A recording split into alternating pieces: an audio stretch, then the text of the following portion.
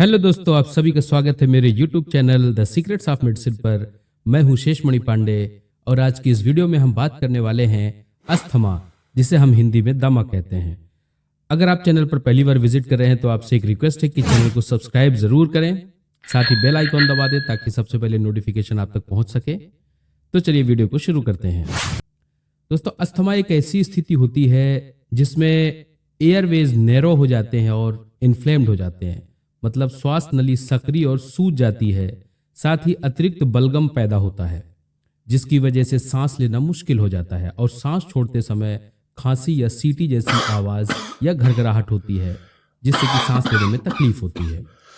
तो अस्थमा या दमा में कौन कौन से लक्षण जो ज्यादातर दिखते हैं, जिसे हम कहते हैं कफिंग, व्हीजिंग एंड डिस्निया, मतलब खांसी आना सांस छोड़ते समय, सीटी की आवाज आना सांस लेते समय और सांस लेने में तकलीफ होना जिसे हम डिस्निया कहते हैं। तो कफिंग, व्हीजिंग और डिस्निया ये तीन सिम्टम्स होते हैं जो अस्थमा के मेन होते हैं।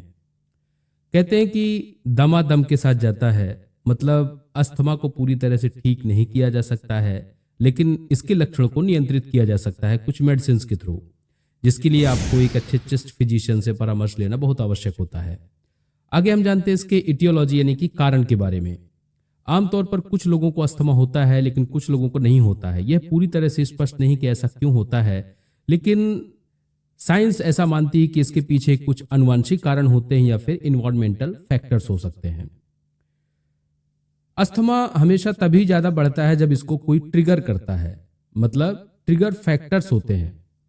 ट्रिगर फैक्टर्स कैसे अफेक्ट करते हैं?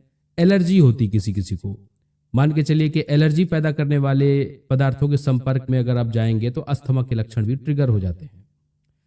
अस्थमा ट्रिगर्स एक व्यक्ति से दूसरे व्यक्ति में डिफरेंट हो सकते हैं और इसमें कई चीजें शामिल होती हैं। तो आइए समझते हैं डिफरेंट टाइप्स ऑफ ट्रिगर्स। तो उसमें पहले लेते हैं एयरबॉर्न एलर्जी, जैसे कि पोलन ग्रेन्स या परागकण या धूल के कण अगर इनके संपर्क में जाते हैं तो अस्थमा के ट्रिगर्स हो सकता है। अपर रेस्पिरेटरी या लोअर रेस्पिरेटरी ट्रैक्ट इन्फेक्शन है हमारे एयरवे में, जैसे कि कफ एंड क्लो हो जाना, ब्रोंकाइटिस हो जाना या फ्लू हो जाना, उस स्थिति में अस्थमा बढ़ जाएगा। फिजिकल एक्टिविटी, कभी कभी बहुत ज़्यादा एक्सरसाइज कर लेने से जिनको अस्थमा है वो बढ़ सकता है। कोल्ड एयर, बहुत से लोगों को ठंडी हवा सूट नहीं करती है या एसी में टेम्परेचर अगर बहुत ज़्यादा डाउन है तब अस्थमा बढ़ सकता है। एयर पॉल्यूशन, वातावरण में जो प्रदूषण है उसके संपर्क में आने से अस्थमा ट्रिगर हो सकता है। कुछ ड्रग्स होती हैं जैसे कि बीटा ब्लॉकर्स, एस्पिरिन या एनसेड्स, इनका उपयोग करने पर भी अस्थमा बढ़ जाता है। इमोशनल स्ट्रेस, जैसा कि हम कई बार फिल्मों में भी देखे हैं कि बहुत ज़्यादा गमगीन स्थिति में या कि टेंशन में अचानक से उनको इन्हेलर की आवश्यकता होती है, तो इमोशनल स्ट्रेस भी अस्थमा को सडनली ट्रिगर कर सकता है। अब हम रिस्क फैक्टर देखते हैं कि ये अस्थमा होने के चांसेस सबसे ज़्यादा किन लोगों को हो सकते हैं। तो अस्थमा इन ब्लड रिलेटेड और फैमिली मेंबर्स, मतलब जो ब्लड से रिलेटेड रिलेशन है, जैसे कि माता पिता या भाई बहन में से अगर अस्थमा से पीड़ित कोई व्यक्ति है तो उनको हो सकता है। Having other types of allergy like smoking या कि ओवरवेट, अगर कोई बहुत ज़्यादा स्मोकिंग करता है या वजन बहुत ज़्यादा बढ़ रहा है तो भी अस्थमा के चांसेस बढ़ सकते हैं। एक्सपोजर टू फ्यूम्स और पोल्यूटेंट्स, यानी कि आप धुएं या धूल के या प्रदूषित वातावरण में अगर ज़्यादा रहते हैं वहाँ पर अस्थमा हो सकता है। एक्सपोजर टू ऑक्यूपेशनल ट्रिगर्स, जैसे कि इंडस्ट्रियल एरिया में पाए जाने वाले पॉल्यूटेंट्स, ट्रिगर्स या खेती में उपयोग होने वाले कुछ रासायनिक केमिकल्स हो सकते हैं जो कि अस्थमा को ट्रिगर कर सकते हैं। सीवियर केस अस्थमा का क्या कहलाता है?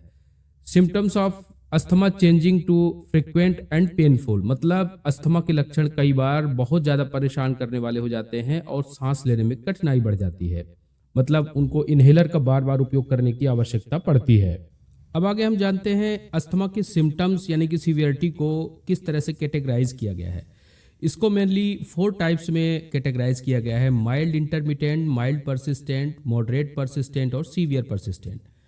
माइल्ड इंटरमिटेंट मतलब होता है mild symptoms up to 2 days a week and up to 2 nights in a month, मतलब हल्के लक्षण सप्ताह में 2 दिन तक और महीने में 2 रात तक। फिर second, mild persistent, symptoms more than twice a week but no more than once in a single day, लक्षण इसके सप्ताह में 2 बार से अधिक लेकिन एक दिन में 1 बार से अधिक नहीं हो सकते। Moderate persistent, symptoms once a day and more than one night a week, मतलब लक्षण दिन में एक बार और सप्ताह में एक रात से अधिक।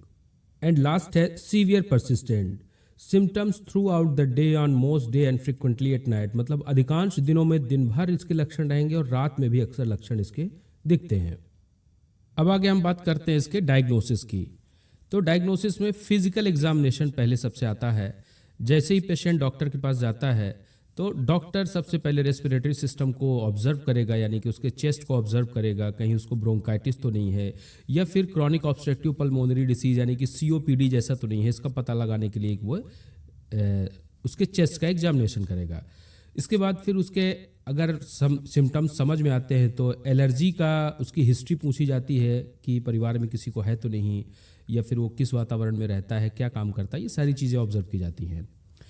अगले स्टेप में आते हैं test to measure lung function. अगर उसको अस्थमा है तो उसको चेक करने के लिए दो तरह की मशीन होती हैं, एक होती है स्पायरोमेट्री और एक होती है पीक फ्लोमीटर। तो ये दो मेज़र करने के लिए दो इसकी मेथड होती हैं, एक स्पायरोमेट्री और एक पीक फ्लोमीटर। एडिशनल टेस्ट में कई तरह के और टेस्ट होते हैं, जैसे methacholine challenge, chest x-ray, allergy testing, nitric oxide test और स्पुटम स्नोफिल्स। तो ये इसके डायग्नोस की बात हो गई। अब हम इसका ट्रीटमेंट में देख लेते हैं क्या क्या यूज़ किया जाता है। ट्रीटमेंट में नॉर्मली हम long term asthma controller medication देते हैं, जो कि कई तरह की होती हैं, जैसे कि इनहेल्ड कॉर्टिकोस्टेरॉइड। ये कॉर्टिकोस्टेरॉइड होते हैं जिनको हम इन्हेलेशन के थ्रू लेते हैं, यानी कि या तो पफ के रूप में लेंगे या स्प्रे के रूप में। तो वो कौन कौन सी होती हैं, जैसे कि मोमेटासोन, साइक्लोसोनाइड, फ्लूटिकासोन या ब्यूडेसोनाइड, इस टाइप के जो फार्मुलेशन में आते हैं उनको बोलते हैं इनहेल कॉर्टिकोस्टेरॉइड। ओरल थेरेपी भी देते हैं ल्यूकोट्राइन मॉडिफायर्स जैसे कि मोंटेलुकास्ट। कॉम्बिनेशन इन्हेलर भी दिए जाते हैं, जैसे कि इनहेल कॉर्टिकोस्टेरॉइड के साथ लॉन्ग एक्टिंग बीटा 2 एगोनिस्ट मिला दिया जाता है, जैसे कि फार्मोट्राइल फ्यूमरेट एंड ब्यूडेसोनाइड या फार्मोट्राइल फ्लूटिकासोन, साल्मेट्रॉल, ये कॉम्बिनेशन में मिला के इनको भी दिया जाता है, कॉम्बिनेशन इन्हेलर भी। शॉर्ट एक्टिंग बीटा 2 एगोनिस्ट जैसे कि लिवोसाल्ब्यूटामॉल या साल्ब्यूटामॉल, ये शॉर्ट एक्टिंग बीटा 2 एगोनिस्ट होते हैं जो कि इमरजेंसी के केसेस में ये तुरंत असर देते हैं। एंटीकोलिनर्जिक्स एजेंट्स जैसे कि इप्रोट्रोपियम, ओरल एंड इंट्रावेनस कॉर्टिकोस्टेरॉइड जैसे कि प्रेडनिसोन। तो दोस्तों ये थी अस्थमा, उसके सिम्टम्स, उसके रिस्क फैक्टर्स और ट्रीटमेंट डायग्नोसिस के बारे में। हम नेक्स्ट वीडियो में मेडिसिन के बारे में डिटेल से जानेंगे। तो अगर आपको ये वीडियो अच्छी लगी हो तो इसको सब्सक्राइब ज़रूर करें चैनल को और शेयर करें। मिलते हैं नेक्स्ट वीडियो में। Thank you so much for watching.